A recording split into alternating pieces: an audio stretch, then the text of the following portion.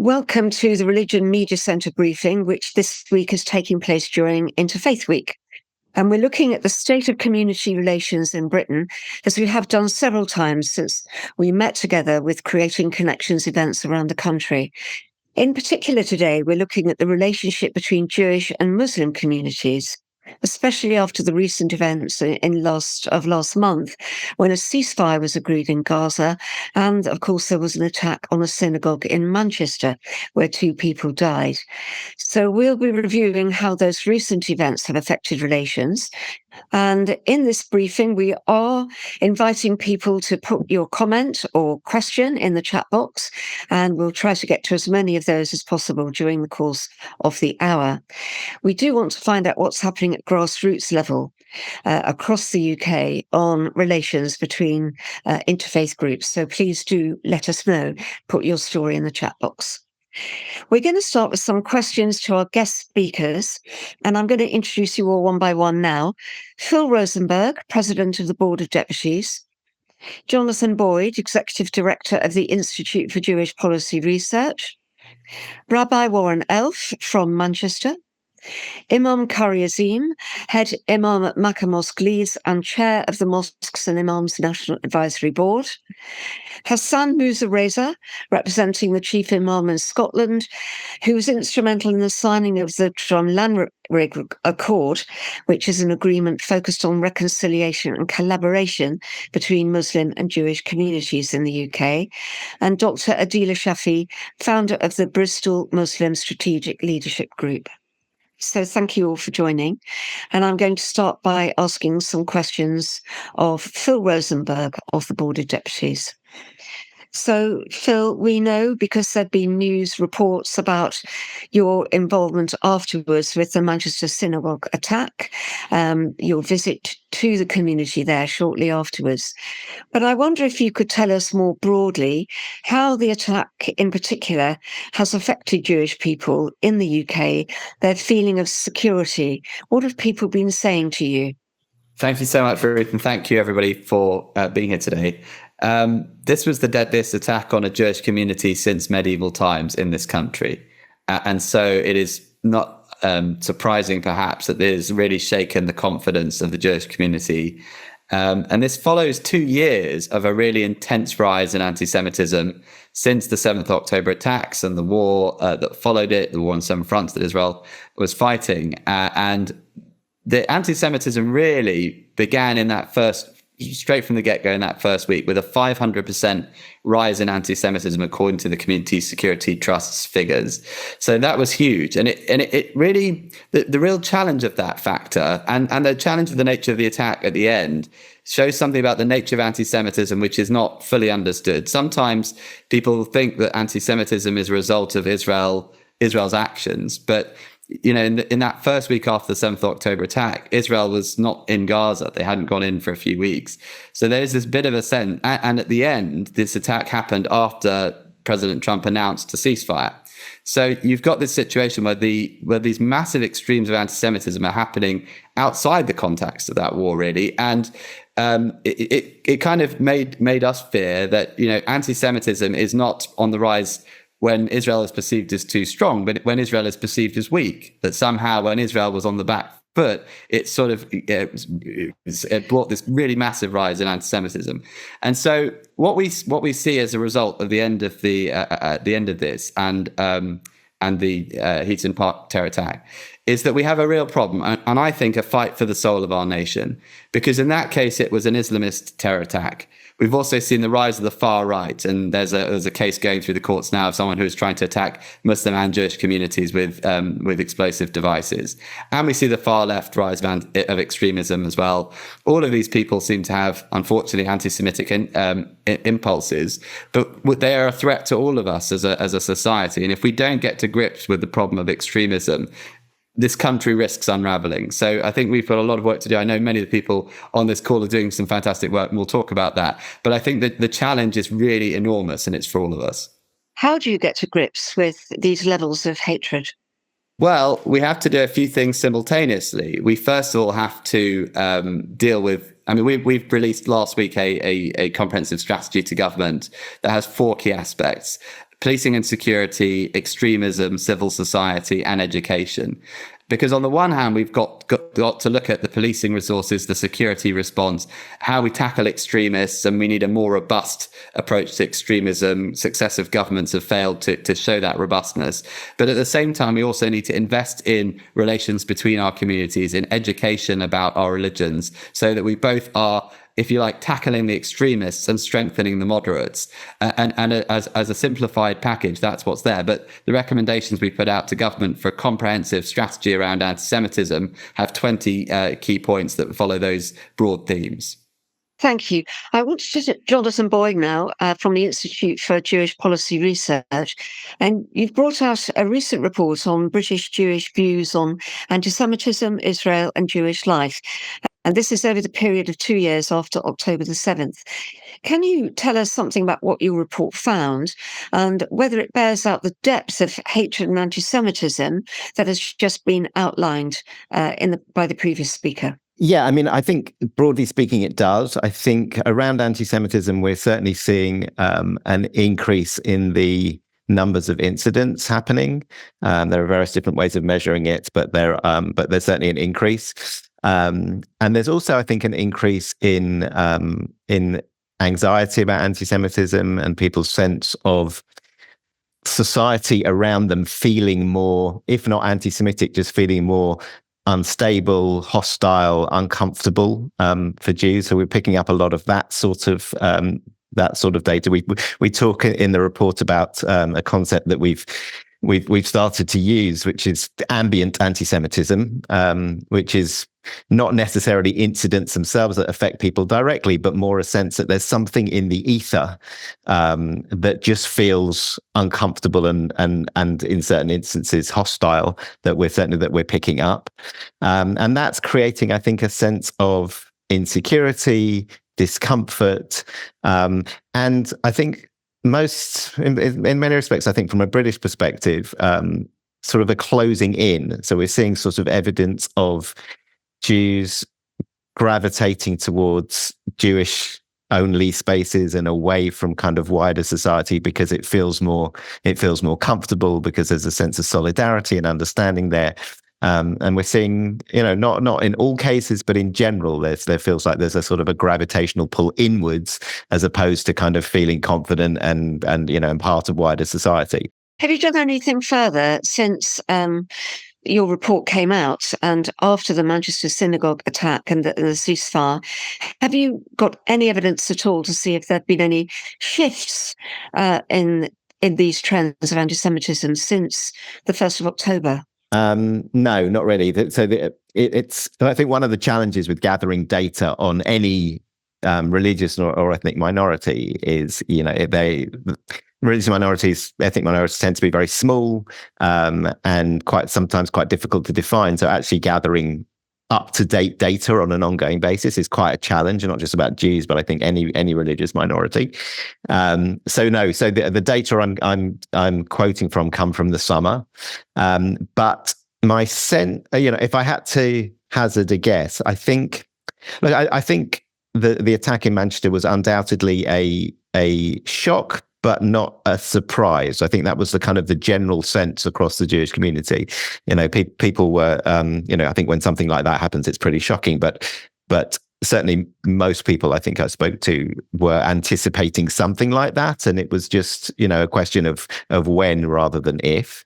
I think the big question around it now is whether it's an isolated incident, and whether it's a one-off and we don't see anything like that again, or whether it's the start of something, and we're going to see these sorts of attacks more regularly. And obviously, the more frequently they happen, the more unsettling that is and destabilizing that is for the community. Have you done any polling on methods that have been used at grassroots level to organise discussions or bring communities together, or anything that the Jewish community all around the UK might be doing that gives you any idea of hope? I don't have any data about that. And in general, I would say, look, I mean, I think there's certainly a widespread conversation in the community, particularly about Jewish-Muslim relations.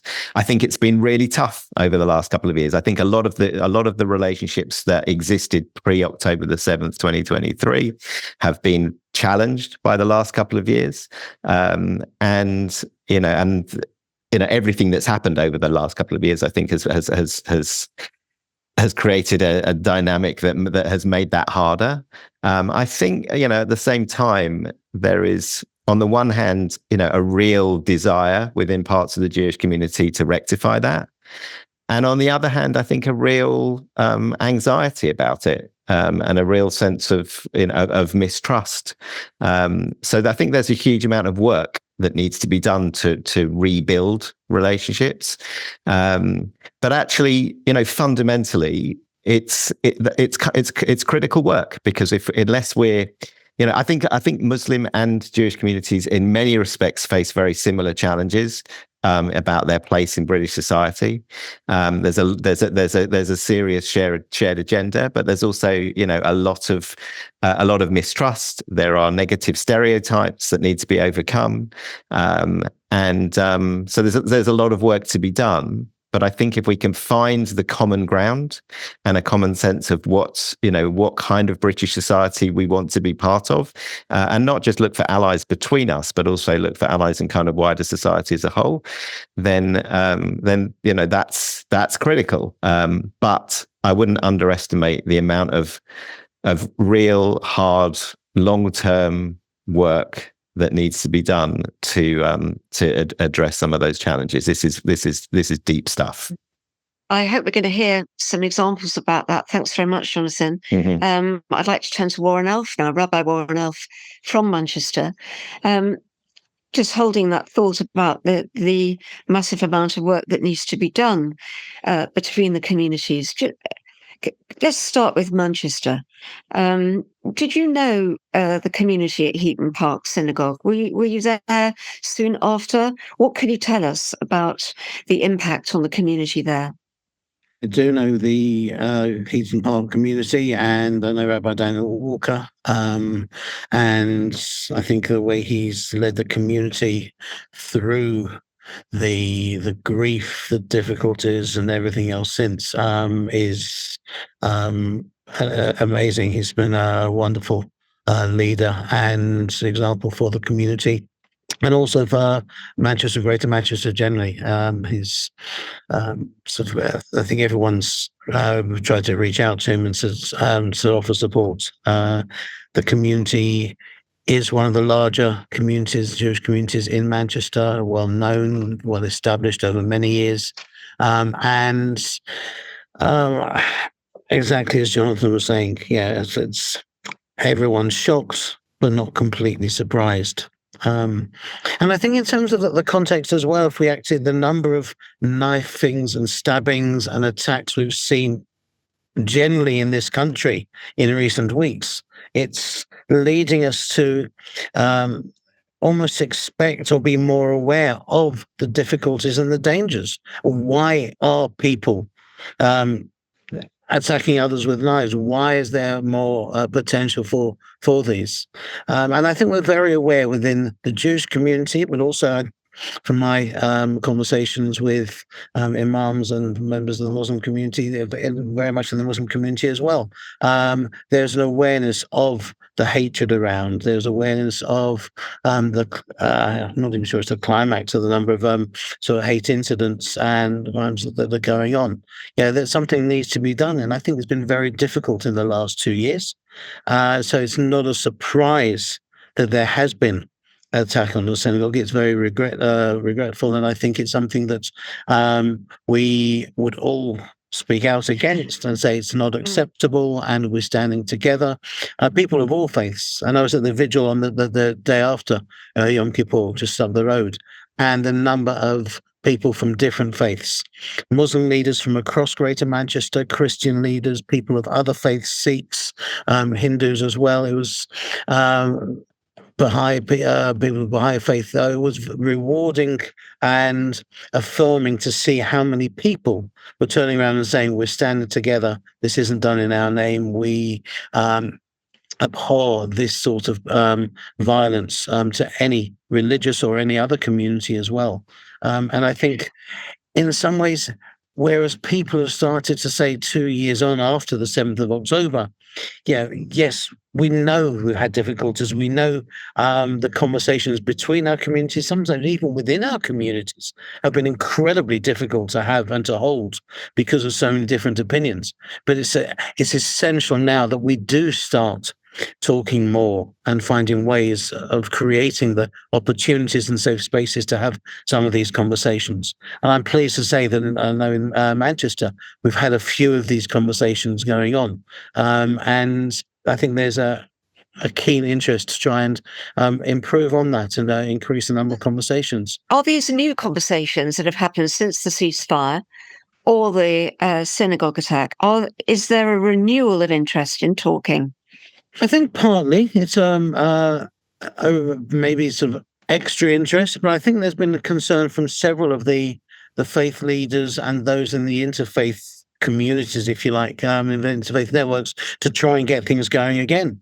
And last week, Kisra Mosque in Cheetham Hill hosted a Greater Manchester Citizens event, which brought together people from different faiths and a range of community organisations across Manchester for a Weaving Trust event to try and find out ways of talking. And it was really well structured evening, brought lots of people together. I think it was well over 100 people for conversations, for dialogue. And I think there's interest to get more going. I think we need to do more to bring people from the Jewish and Muslim communities together and to compare notes. And it is Interfaith Week. I'm involved in 2 schools events this week. Tomorrow, bring people from about 20 different schools together to learn about different faiths. And then sort of on Thursday, I'm in Rochdale with a school modelling, if you like, interfaith dialogue and how we can talk about this and what are the issues. I'm being prepared to actually have some of those harder conversations about some of the difficult issues. But we need to be able to stand up and do that. And if we can do that, and if we can bring people together and stand together to ensure that we are modelling the right sort of respect and safe spaces for conversations, I think it now is the time we can move on from this. Thank you very much, Warren. Let's turn to Imam Kari Azim next. Kari, you are leader of a mosque in Leeds. Just listening to what Warren had to say there about the work going on in Manchester. What's your perspective on the conversations that are taking place between Muslims and Jews since the ceasefire and the Manchester synagogue attack? Can you see that there's been any shift, any change, any kind of speeding up or realization of the need for more conversations? Thank you, Ruth, for organising this, and thank you to everyone participating in this really important conversation.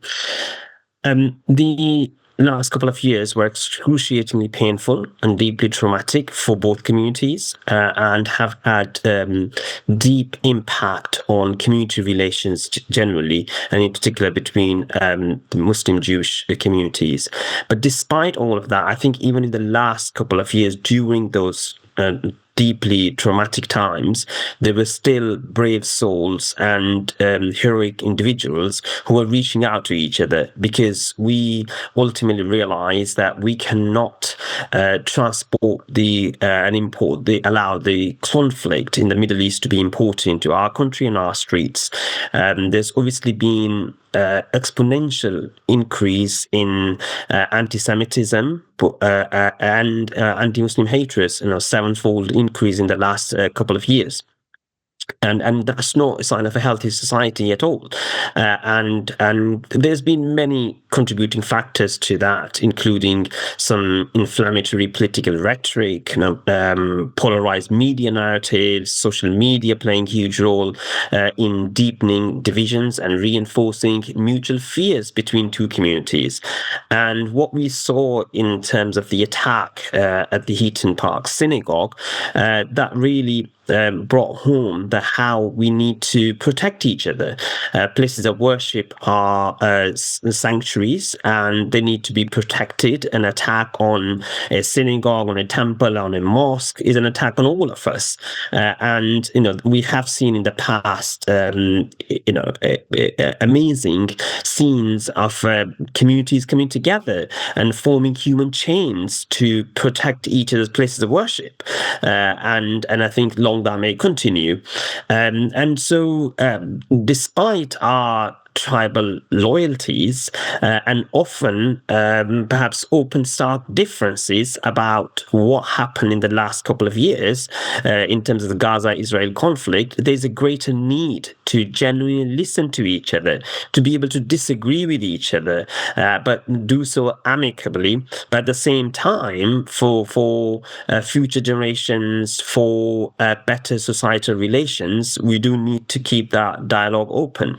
And so, for instance, in Leeds, we even in the last couple of years, we have had people from all faith communities, including Jewish and Muslims, coming to our mosque and openly discussing some of the theological aspects of things, as well as the political divisions and trepidations, vulnerabilities, and suspicion that exists or has been brought about due to what was happened, the horrific violence, devastation, death, hostages taking place in the Middle East. So like with other conflicts, I think, but possibly even more embedded in this historic and complex conflict, there's been a lack of acceptance that others have alternative narratives. And I think after ceasefire, we need to be open about those differences, but at the same time, keep that goal in mind that ultimately we are British citizens. We need to keep Britain safe for ourselves as well as for coming generations. Can I talk to you about this recent report from the British Muslim Trust that said that there'd been a spike in attacks on Muslims over the summer?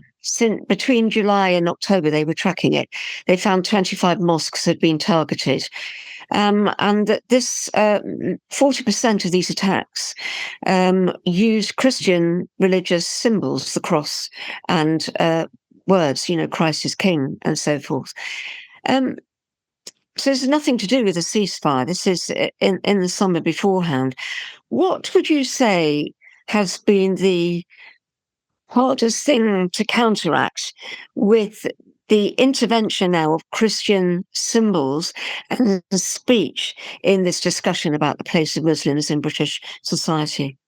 Yes, there's been huge increase in terms of attacks on mosques and on worshippers in the last few months, and I think it's been deeply troubling to see that Christian symbols, scriptures being used to guise behind those things for people to express their hatred towards Muslims. And unfortunately, this isn't the first time we've seen. We as Muslims have been through this before with Al-Qaeda, with ISIS, with Boko Haram, the people using religion for their own political agendas and their personal grievances. So it's been really encouraging to see that actually the Christian leadership has issued statements and is looking into how to distance themselves from the use of Christian symbols, Christian language, Christian scripture to justify the extreme far right's hatred towards Muslims and ethnic minorities as well. I think again there needs to be symbolic as well as social action projects. So for instance, in Leeds, there'd been some protests outside a particular hotel where asylum seekers are residing at the moment, and the Christian leadership, along with other people of other faiths and communities, have actually been going there and distributing cakes and teas, etc. I think it's reaching out to people to say, let's come together, let's hear each other out. There are obviously genuine political grievances, but hatred is not a solution, or fear and suspicion solution. Mistrust is not a solution to some of the political and infrastructure challenges that we have in this country. And ultimately, I think as people of faiths and beliefs, we all agree that it's sometimes our faiths are used for political grievances as well as personal grievances that people might have. Thank you. Dr. Adila Shafi, you're the founder of the Bristol Muslim Strategic Leadership Group.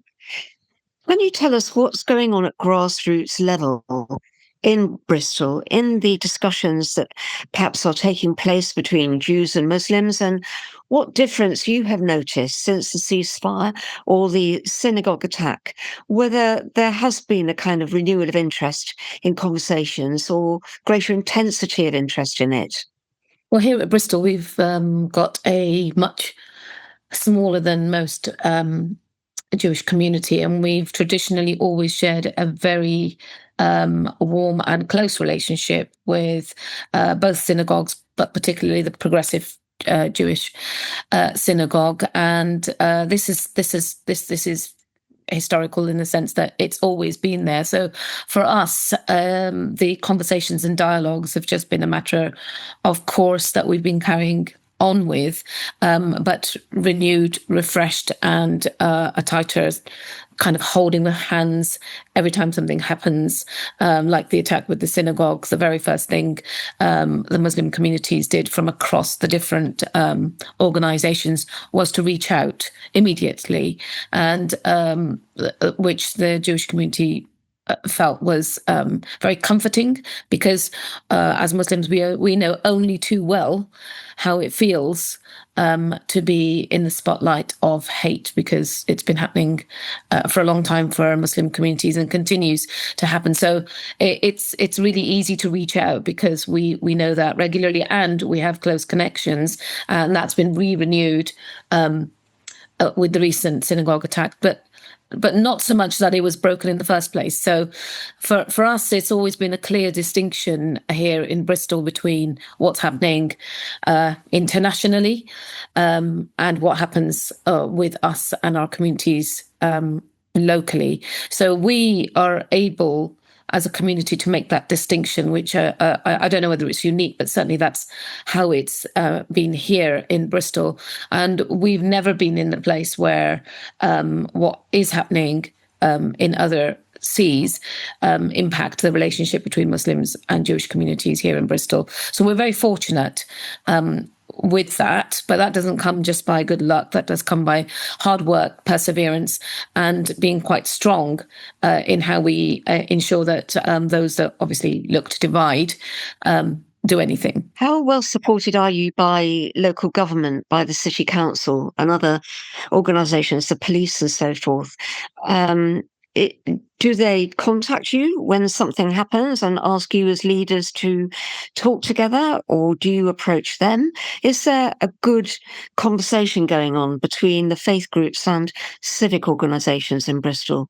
Yes. Again, in Bristol, we do enjoy a really good network between faith organisations and civic leaders. An example of that is the Bristol Muslim Conference, which was held on just Saturday, where we had representations from all the civic leaders at the highest level, including from the Jewish and Christian faiths, where we all came together to talk about exactly what we're talking about now, which are the divisions and the dividing lines of hate that we all experiencing.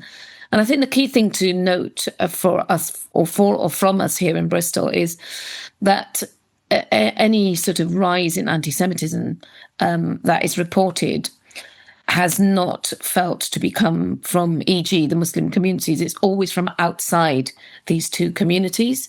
And I think we recognise that, which is why any rise in anti-Semitism or Islamophobia is not necessarily seen as a specific cause for specific attention between the two communities. I mean, we recognise that's not the case everywhere.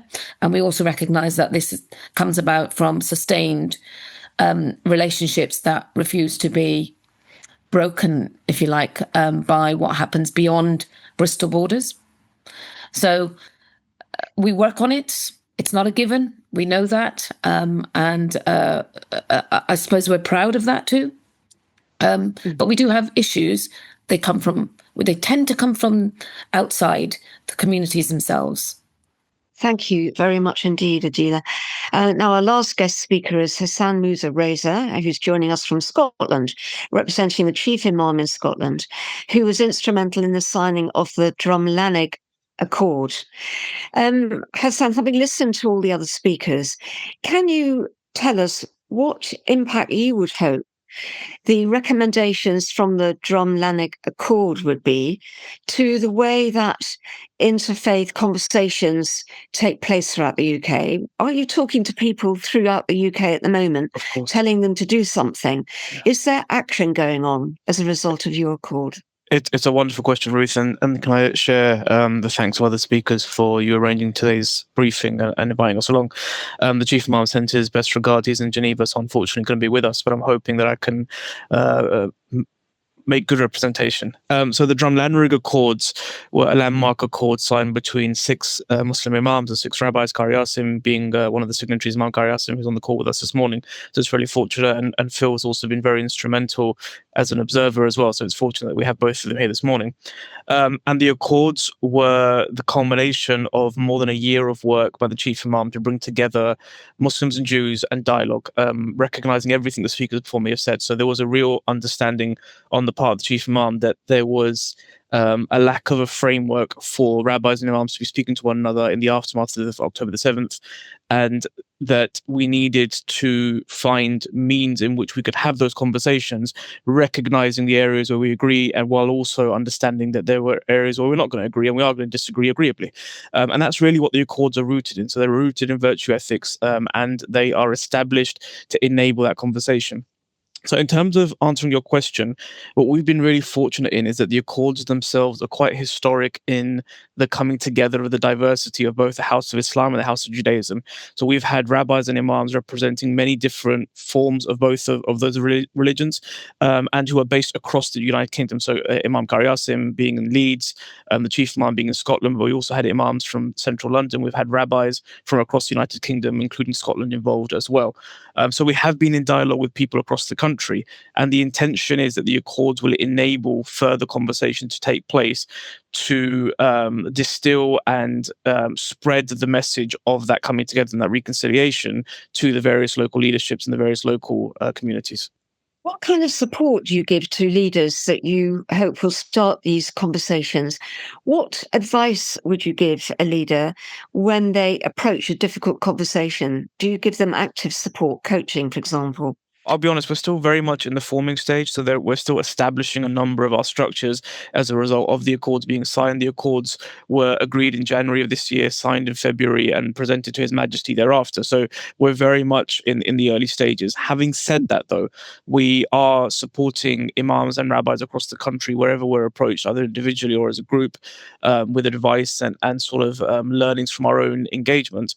But also, I think I'd very much lean on what Imam Qari said earlier, that it takes brave, and I wrote it down because I thought it was a wonderful reflection from it. It takes brave souls and heroes to take those conversations forward. And sometimes I think, and what I observed very much on the sidelines of Drumlanrig, was having religious leaders from both of our faiths who are ready to lean into their discomfort, to be vulnerable, and to explore topics that aren't in any way comfortable at all, is what has enabled for us to have such a meaningful outcome from the Accords themselves. And one of the things that the rabbis, the imams, and those that have observed them for the last year have always reflected is that there's a real collegiate spirit that is built up amongst that group. And I think that, again, is something that we have tried to share with others when they've approached us. We have opened up our kind of following meetings thereafter to other imams, rabbis, and interested parties to come and see how the principal signatories are engaging with one another. And we're continuing to really develop that work to make sure that as and when the time is right, we can share that information and we can share those learnings. But I think really what Drumlanrig has enabled us to platform is that there is an ability to communicate, there is an ability to dialogue. And I think one of the most beautiful aspects of it is that it has been ongoing for now a number of years. We signed it earlier this year, but the work behind Drumlanrig has been going on for a good year before that as well. So it is not in sort of the aftermath of events, nor is it in reaction to anything, but actually it's been able to develop despite the fact that there may be ongoings locally and nationally and internationally, I should say, that make that tricky. And I think what would be really important as well is to underscore that when we set off on the journey of Drumlanrig, there was 2 or 3 key things that were in our minds. One was that our places of worship are sacred, and we've seen, unfortunately, with the horrific events in Manchester and the terrible attacks in Peacehaven and Watford and other mosques as well, how that has unfortunately come to fruition and has reminded us of the need for that sacredness. And secondly, with the vulnerabilities of our communities, whether that is our women, whether that's our children, whether that's our worshippers with disabilities or additional needs, that people need to be protected. And I think that's what the Accords really sets out to do. It's not a very lengthy document, but I'm happy to pop a link into our website in the chat, so if anyone would like to look into it further, and we're always more than happy to have conversations if anyone is interested. Do put the link in. Thank you, Hassan. One of the points of these creating connection Zooms is for people to swap information about what they're doing on the ground, so that people can learn from example of others. And so if you would like to put something in the chat box to share what you're doing or to speak, do say something. Colin Heyman from Wales. I don't know if we can see you in vision, Colin. I ought to say Wales is a new venue for our next Creating Connections events. We're going there in the autumn of 2026. So it's very good to see some people from Wales on the call. So thank you for joining, Colin. Tell us something about what's going on the ground at grassroots level. What are you doing in Cardiff?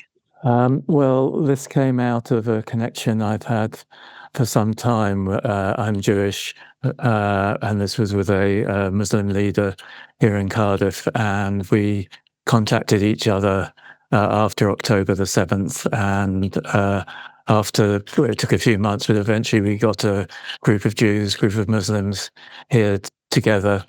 And as I said in the chat, we've been meeting every couple of months. The discussions are difficult. There's somebody of Palestinian heritage who has family in Gaza. There's some of the Jewish community have relatives or friends in Israel. We don't talk about the war, but we talk about the impact of the war on us and our communities. It's very informal and unofficial. To be honest, at the official level, the discussions have been far more difficult, I think.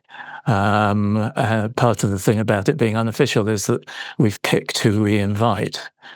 So I think that's been helpful.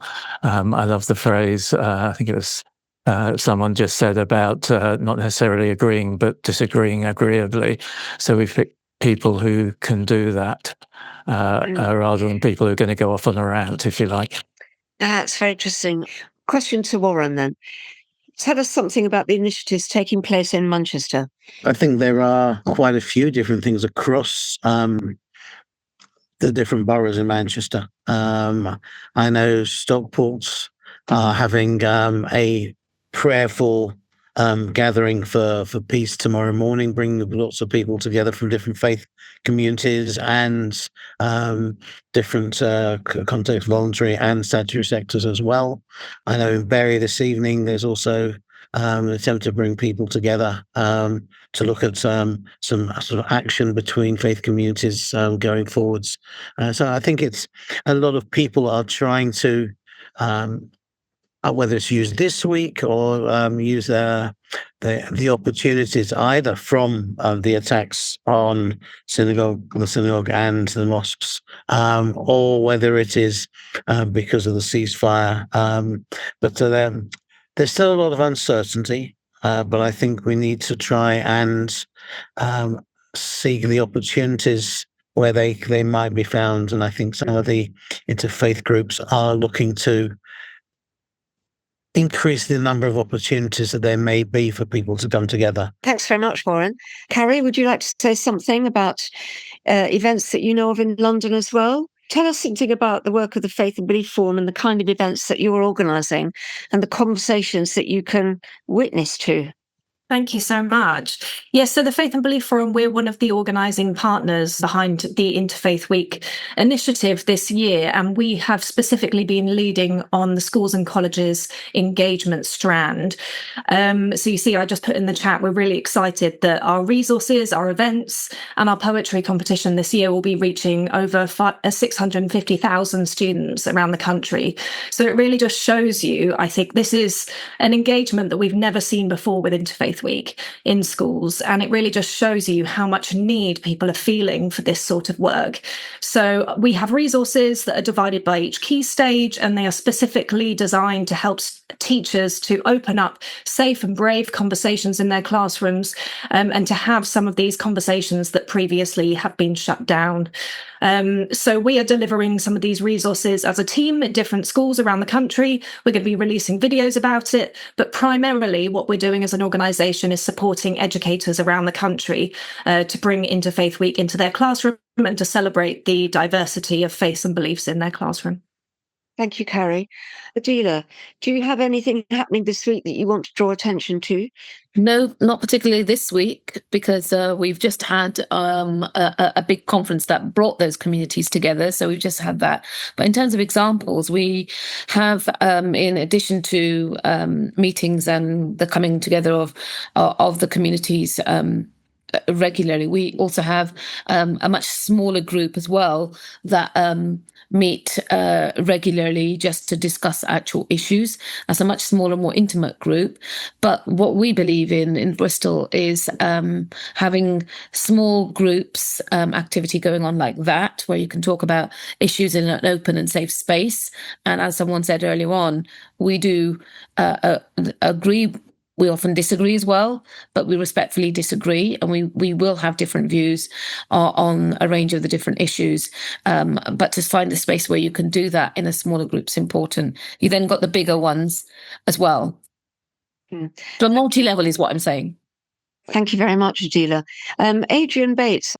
I suppose just a question. I work closely with Warren. I've done for a number of years in Greater Manchester, and obviously the support of the Mayor of Greater Manchester and the political leaders, who I think, at the current stage, I think are keen to bring people together and have a role and want to see that, but at the same time, I suppose are nervous about going into spaces where actually that it's too soon and actually not helping convene, and actually is that better led by religious leaders for religious groups, or do they have a role as those sort of neutral conveners bringing together? Is that helpful that someone like, mayors and other politicians get involved?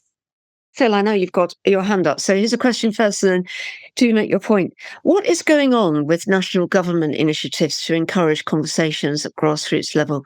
Do you know what's happening? There are things happening, but as far as we're concerned, it's been a bit piecemeal. There are occasionally events here and there, and the government has supported and attended things like the Drumlanrig Accords and the Optimistic Alliance initiative that we've launched, which is appreciated and welcome. But I think we need to see sustained support and real energy behind it.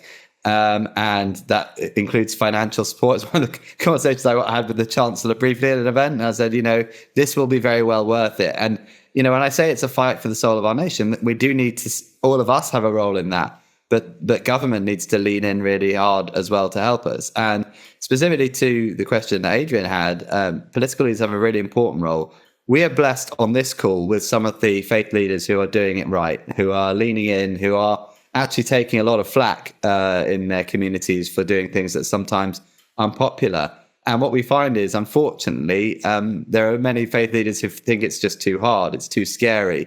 And what we do find sometimes is that being convened by a neutral party enables others who are less confident to come, because if you're there at the invitation of the Mayor of Greater Manchester, or indeed other political leaders, it sometimes dissolves the challenges. It might be part of the success of Drumlanrig, that we were hosted at Drumlanrig Castle by Duke, that the King, was there to be presented the signing. It gave perhaps some of the faith leaders who might have been a bit anxious about this the sense that they were being affirmed and supported by the establishment, by the state. We had the First Minister and others of Scotland. So these things matter. And what we've found in some of our work is that where sometimes religious leaders are anxious about being involved in this work directly and publicly, a lot of the people who've been involved in the Optimistic Alliance initiative that we've led, which has brought Muslim and Jewish leaders together, have been actually civic leaders. So Muslim heritage mayors and council leaders who see this as part of their day-to-day work, but are indeed in their own way authentic leaders in that community. So in a whole range of ways, yes, we do need the state and the infrastructure of state to support us. I echo a lot of what Phil has said. I think the political leaders have a huge role to play in, especially I think, convening the parties, and also because we also have some politicians, sadly, who are sowing the seeds of division and hatred. And so it's really important that positive role models are brought forward, and people are given that symbolic as a symbolic gesture that actually we are all in this together, and we will not accept any form of hatred towards any community in Britain, and that requires a consistent approach adopted across the faith and belief groups, so that people don't feel that there's like one part. There's a hierarchy of us, unfortunately, hierarchy of pain or sympathies, etc. And because at the moment, our real challenge is the trust deficit, which has been compounded due to some of the recent events nationally as well as internationally, and we all need to tackle the trust deficit that currently exists in our communities. And I think one of the best ways to do is to have dialogue, but also some of the social action projects, whether it's tree planting, whether it's food banks, whether it's just coming together for. I know people sometimes joke about teas and samosas, but I think they are really important in terms of getting to know each other better, and then moving on to some more concrete actions, which Drumlanrig Accords promotes very, very well, and we hope to see those in the near future. Just to say, I really agree with all the points that have been raised, and we've seen, I think, a real focus on the securitized approach. I think what we're calling for here is more of an approach about tackling extremism in all of its forms, but also a different kind of language that I think we're asking our politicians to use, which is about celebrating the impact of diversity, and some real investment in restorative justice, in peace-building approaches, in interfaith approaches, and showing these as forms of solving some of these issues on the societal level, if they're done right and if they're properly invested in. And just to say, from the Interfaith Week perspective, we have seen a bit more support from government and from officials. The week this year has been funded by MHCLG, and at our launch event last week, we had Miata Fakhmbula, the new faith minister, Lord Russell Rourke and Lord Khan, all speaking and talking from their perspectives about the importance of interfaith work in an environment of division and polarization. So I do think there is some support at the moment. We also have a meeting at number 10 Downing Street on Wednesday. So there's been a group of grassroots interfaith actors who've been invited to come and meet the PM. Let's just see if that continues, and let's see whether the investment continues, namely. Yasin, new to these calls, welcome to you from Cardiff. Just introduce yourself a bit to everyone first, Yasin, and then make your point, please. Thank you, Ruth and Panel Darpau. It's a pleasure to join this group, and we appreciate the opportunity to do so. So I'm Yasin Davis. I work with and represent an organisation called CTEEL, which is the Welsh Churches Together organisation. I also work with a number of organisations in the voluntary education space, one being Adult Learning Wales, with whom I am going to Mumbai next week to look at the opportunities to develop international learning exchange programs for global future leadership and aspiring leaders. Did a bit of that while I was Pro-Vice Chancellor at the University of Welsh St David. And my background, it seemed a long time ago now, is in political communications, and I'm an alum of JOMEC in Cardiff. Well, that's not what you want to hear from me. What you want to know, is, of course, is what's been happening in Wales. You will recall we had the slight distraction of a by-election, which was won quite resoundingly, really, however you frame it, outside of a partisan way, by a party representing more inclusive, socially cohesive policies. There does seem to be some evidence when you look at the psephology, the science of how and when and where people voted, that they coalesced, lending their votes to a candidate that had a more progressive and locally based narrative, having been somebody who has served as a councillor and also previously served as a Senate member or an Assembly member as it was then. And we did see some very, I think, quite significant differences in how the framing of that by-election was treated by UK versus network and local media outlets. I would say, being a proud Welshman and somebody with an interest in Wales's take on journalism and political communications, that it was more balanced and nuanced and I think better engaged reporting in Wales than it was from the UK networks, who easily fell into the old tropes of, God, look what's happening to reform, and isn't everybody else having a bit of a mare when it comes to politics? That's my clearly scientific sort of social sciences analysis of what was happening in England in particular. But Thank you. Hopefully appropriate nonetheless. Thank you. Well, we've run out of time, I'm afraid, so we have to draw the conversation to a close. But it was very good to see you all again, and I hope you found it useful to connect one with another. We'll be doing these termly, and also other briefings in between. So do join us again, and thank you for sparing the time to be with us today.